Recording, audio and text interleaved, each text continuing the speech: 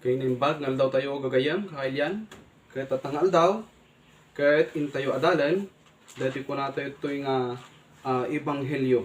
Uno dati ko nato ito yung gospel iti English. Kaya tangal daw gayam kat hanto yung pagtutungtungan. Ato yung nagdudumang kunata ito yung ebanghelyo. Uno gospel iti Biblia. No dikit di dato yung kunata ito yung gospel itatanga panahon tayo nga pagbibiyagan tayo. Uno yung ito yung church age. Church age iso pagbibiyagan ti tata, itinalpas itilintag ni Moses.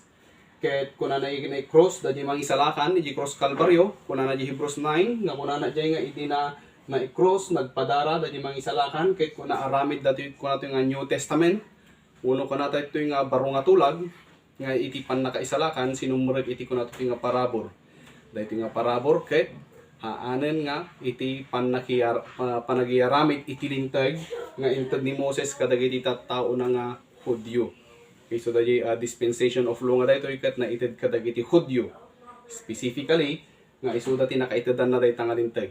Ngayon tatta, sinumrek iti ko ito niya New Testament, nga dati tatta, kaya dito yung New Testament, adda iti nagduduma pa ilaeng, nga kung nato ito nga Ebanghelyo. Wano nagduduma pa ilaeng nga Gospel. So dati gospel nga dato ikat adda pa lang iti ko nato ito nga the Gospel of the Kingdom, nga iti early ministry of the Lord Jesus Christ, ket dati Gospel of the Kingdom, nga dati nga kingdom kuma, ket iso dati kuma mapasamak dito yung millennium. Nga iso na ket agtugaw akas may nga ari, visible ijay, kung nato ito nga Jerusalem.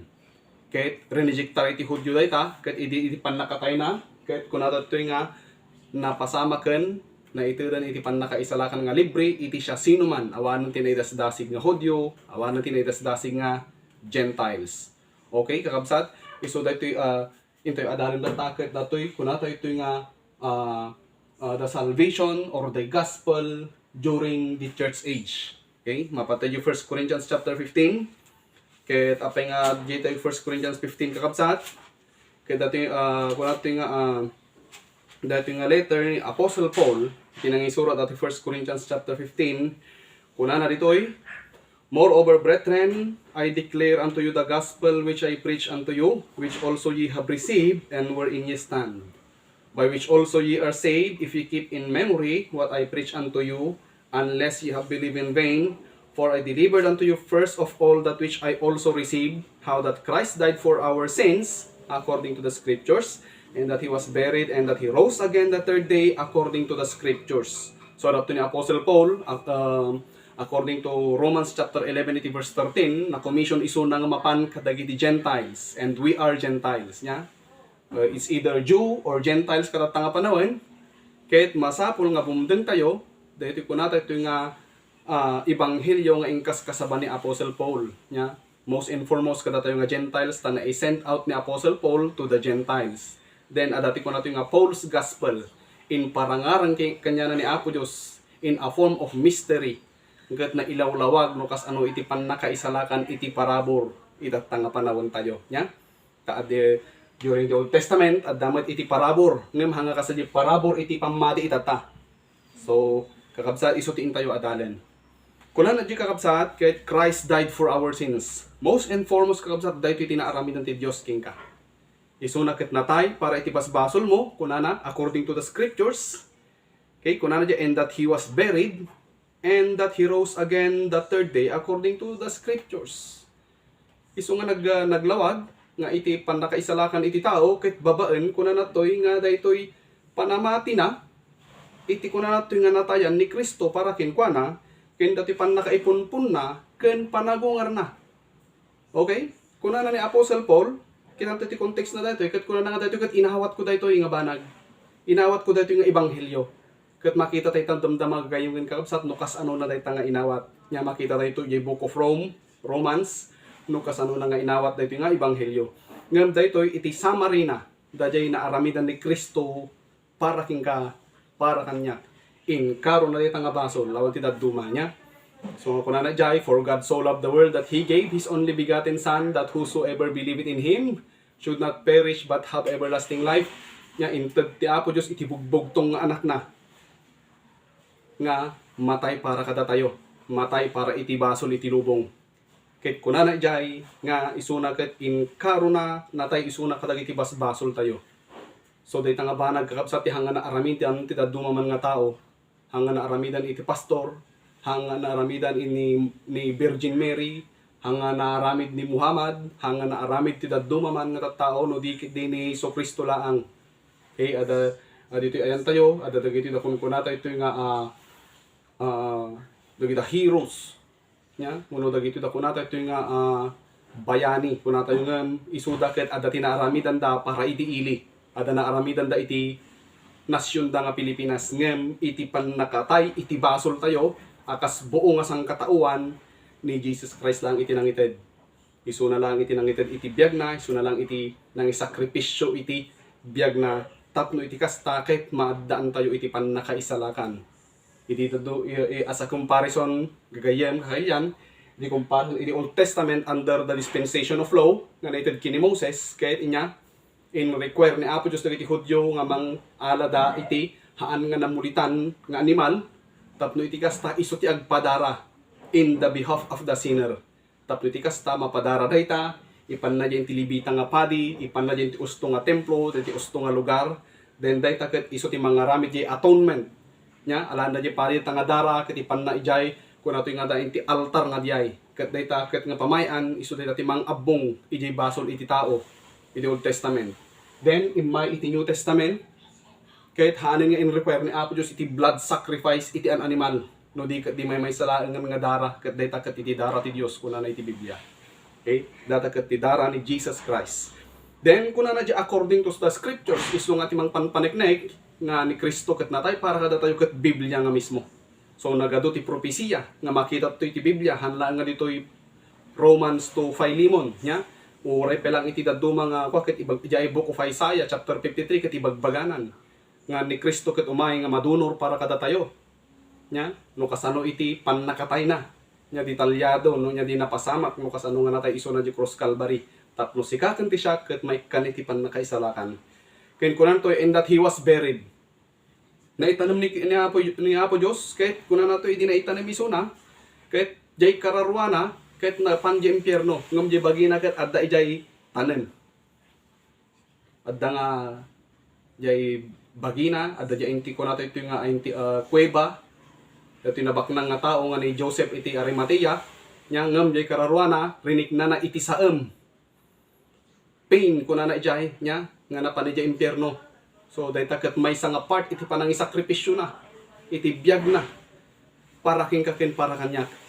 So nga naglawag gayem ken kabsat nga ni Kristo amin tinangaramid kadagito ida. Nya awan iti daduma nga nakiaramid kadagito ida. No dila nga ni Hesus Kristo napansuna ijay kunato iti impierno iti tallong aldaw ken tallong rabii. Ingkaro na dayti ahan na nga basol no di kadi ingkaro na ti basol iti tao. Ngem kapo kunana ijay nga iti impierno ket handa nga mabalin nga handa nga mabalin agyan isuna ijay impierno nya iti may katallong aldaw ket nagungar. So kunana ijay gayem ken kabsat he rose again the third day. So iti daytoy pannakatay pannakaiptanem ken panagungar may salaing nga tao. So kunana iti Acts chapter 40 verse 12 kunana nga awan ti daduma nga nagan kunana nga iti babaen iti langit nga naited kadagiti tao nagan nga pakaisalakanan dayta laeng nga nagan ket dayta laeng nagan ni Hesus Kristo nga apo tayo. So naglawag kayan nga ni Apostle Paul ibagbagana kada tayo nga adtoy kunana iti naaramidan iti Dios kada tayo. Ket dayta nga naaramidan ti Dios kada tayo gayem ken kabsat ket masapol nga awatem iti pammati. Gamin ket hamon kang napasamak daytoy nga pannakailan sana pannakadunor na iti cross Calvary 2000 years ago.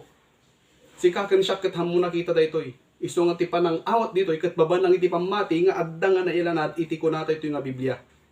Nailanad iti kunata ito nga sasao ti Apo Dios, nya sasao ti Apo. Ket gayem ken kabsat awan iti dadduma. Hanga ni Maria, hanga ni Buddha, hanga ni Muhammad, hanga ni Allah, uno sa dinot inagana mo nga tao, hanga di Santo Papa, hanga padi, hanga madre, uno siya sino man tinakairamid iti pannakatay na para iti basbasol tayo. Pannakaitanem na ken panagungar ni Hesus Kristo laang ti panagungar gayem ken kabsat the hope of resurrection ket maalalaen ti maysa nga tao ken ni Jesus Christ. Isu lang iti nakaited, iti namnama iti panagungar, ta isuna ket nagungar kadagiti natay. No ang nagungar isuna kadagiti natay, kunana iti Biblia, ket ti pamati tayo ket awan ti kapaypayan na. Agyaman to iti isuna ket nagungar kadagiti natay. Isu nga ti Dios nga pagserserban tayo ket si bibiyag, kunana iti Biblia gayem ken kabsat. Okay, mapantoy ka kabsat, iti kunana toy nga, kunana ni Apostle Paul ditoy, nya dito verse 3 iti 1 Corinthians chapter 15, for I delivered unto you first of all that which I also received. Kay mapantayon dito enti ko nato nga receive, nya no kas ano nga inawat ni Apostle Paul ditoy. So, ni Apostle Paul nangaganda dato yung ebanghelyo, nya mabaling nga nagpakita ni Jesus Christ kanya na ijay way of Damascus ket imparangarang ni Apo Dios kinkuana nga daytoy tinaramida king ka Pablo, daytoy tinaramida king ka natayak iti basbasol mo, nya nay tanema ket nagungarak. Ket inawat ni Apostle Paul dayta babaan iti pamati. So he received. Dayta nga kuna tayo nga ebanghelyo. Ket kita nyo mapantay iti panang-awat. No kasano nga awatem ni Kristo Jesus akas manubot mangisalakan mo. Masapol ka di iti maysa nga tao nga awaten na ni Kristo Jesus kas manubot mangisalakan na, dayta iti kaimportantian nga banag nga hammo nga pagbabayuan gayem ken kabsat. Ta kunana iti Biblia nga dayti nga banag ket haan munto nga pulos nga mapukaw. Okay, nga eskwela ti haan mo nga mapukaw mo dagitoy data temporal. Eskwela kinabak nang nain material nga banbanag mapukaw dagitoy da. Nya ngem kunana iti banag nga hammo nga mapukaw ket isu daytoy kunana itoy nga pannakaisalakan tayo. Tatatanga nga panawen ket haan tatanga panahon ket haan tayo nga mapukaw iti pannakaisalakan. Ngam, idi muna nga panawan, mapukaw da iti pannakaisalakan da no pumanaw di Santo Espiritu kinkwada. Ngayon data nga panawan gayem ken kabsat ken kainyan, kahit haan tayo nga mapukaw iti pannakaisalakan tayo tamasilyo ang tayo iti Santo Espiritu the moment nga pinamatim tinalik mo ni Kristo Jesus nga isu ti manubot mangisalakan mo. Awan ti dadduma. Mapantoy yung Book of Romans. Nya mapantoy yung Book of Romans, kitaan tayo kadiga gayem ken kabsat no kas ano nga iti maysa nga tao ket kunana toy nga awaten na ni Kristo Jesus kas manubot mangisalakan na. Okay, iti nang isurat iti Book of Corinthians, nya ken the Book of Romans ket maysa nga tao ni Apostle Paul laang. Okay, ket ni Apostle Paul kun naktatay manen ket adda dagiti imparangarang ti Dios kinkuana nga detalyado during tatanga church age. Itatanga panawin tayo. Ket dayta gayem ken kabsat isutin tayo manen kitaan nya. Mapantoy ti Romans chapter 10 ket adtoy ti kunana dito Romans chapter 20 verse 4 kunana toy for Christ is the end of the law for righteousness to everyone that believeth. See? Adadayan irugrugi na to yan nya. Dati konti panamati iti maysa nga tao agbaling nga nalinteg ti maysa nga tao iti sangwanan ti Dios babaen iti panamati na. So the very foundation gayem ken kainyan kay isu ti kuno nga panamati ti maysa nga tao iti naaramidan ni Kristo Jesus iti cross Calvary. Okay? So dati ket panamati nga umuna. Very first panamati. At dati maysa nga tao iti Acts chapter 10 nagnagan ti Cornelius. Ket iti nangag kaskasaba ni Apostle Peter. Ket haan nga nagsasao isu na. Hawan ti inaramid na nga daddo mga banag at nga nagtugtugaw isuna jay ngem kadidengdenggen na di kaskasaba da di apostol ni Apostle Peter ket bigla nga nakita ni Apos di ti puso na ket inmagape kanya na ti Santo Espiritu. Ket nanipod iti daytan nasilyo anan ni Cornelius nga awan ti daddo mga inaramid na nga banag anya ti inaramid na namati isuna ijay mensahe iti pannakaisalakan nga ni Kristo Jesus laang iti makaispalkin ko na iti basol. So nga, the very foundation, kahit kunti nga dati panamati tayo, ijay na aramidan ni Kristo Jesus, ket iti maysa nga tao, pudno nga umanay daytan, nga pamatsyem laang isuna, jay na aramidan na di cross Calvary, kahit mabalingkan nga may salakan, pudno day tagayong ken kabsat, tanapasama kini Cornelius. Ngayon, at dapat iti maysa nga banag, nya, isu dayto yun, kaadwan, nga daddo mga mangmangig tayo, kadagitoy kadagitoy ta soul winners tayo nya kadagitoy kakadwa tayo nga kaskasaba kita nyo gayan kuna dati di Romans chapter 10 kuna nato irugitoy kadi kabsat nya ito di verse 8 dito kuna na But what saith it? The word is nigh thee, even in thy mouth and in thy heart. That is the word of faith which we preach. So, kunana to'y adda ati puso, ken adda itingiwat. So, kunana, uray peti sa okat asideg, kunana kadag itingiwat mo. Kunana, ken in iti pusom. Then, kunana, di verse 9, that if thou shalt confess with thy mouth the Lord Jesus, and shalt believe in thine heart that God hath raised him from the dead, thou shalt be saved. So, di object dito ikabsat, kat di pamati. Iti may isang nga tao, nga ni Kristo laang isuti binmangon kadagiti natay, nagungar kadagiti natay, tapno kunana to'y maisalakan isuna. Nya. Then, kunana, iti verse 10, for with the heart man believeth unto righteousness, praise the Lord, and with the mouth confession is made unto salvation. So, kunana to'y gayong kinkabsat, nga, babaan iti puso, kunana, kit mamati iti tao, iti kinalinteg, isudatan ni Kristo Isos. Kit napasamak data kini Cornelius, nga hamman lang nga nagsasao. Ya? So, possible nga ti may nga tao, kit may salakan nga haan nga agsao. No di pamati inalaan. Ngem, hantay ba't nga mailibak gayam kang kabsat, di ko na natoy nga, and with the mouth confession is made unto salvation. So, ti may nga tao, no isunat ket adan sunat ti panamati, kit ipaduyak-yak na nga ni Kristo Isus, iso ti manubot mangisalakan na, ket maisalakan day nga tao, kayang ben kabsat. Kuna natoy, for there is no difference between the Jew and the Greek, for the same Lord over all is rich unto all that call upon Him. Nya, ti calling ket haan nga day asking. So nagduma tayo iti calling and asking. Kinapudno na the three tenses of calling nga makita tayo yung Old Testament nga nangalaan ni Apostle Paul, iti example na nga kunana toy verse 11 nga whosoever shall believe on him shall not be ashamed. Kunana toy for whosoever shall call upon the name of the Lord shall be saved. Ket tatikat naala iti libro iti Joel, nya? Iti chapter 2. Ket daytoy ket haan nga kontraan di bagbaga ni Apostle Paul. No di kadi inaramat na daytoy nga kas may nga ilustrasyon nga ti may nga tao ket umawag isuna iti Dios. Ket daytoy ket haan nga banag nga kunatay toy nga mangbaliw ijay ebanghelyo. Okay? Tano gayem gan kabsat ket kunatayo nga daytoy ket may nga banag nga aramidon ti may nga tao ket di pay ni Apostle Paul ket he is preaching another gospel. A gospel of works. No. Nya, naglawag nga ti may nga tao ket mabalin isuna nga umawat, mabalin nga umawag suna kini Apo Dios nga ti laeng requirements kanya na ket masapol nga dan isuna ti panamati. So it's the object of faith. Iji na aramidan ni Apo Hesus nga maamiris di tao day taket umanita nga pakaisalakanan na. Amen. So day takabsat iti mangipakita iti kunato nga nukas ano nga inawat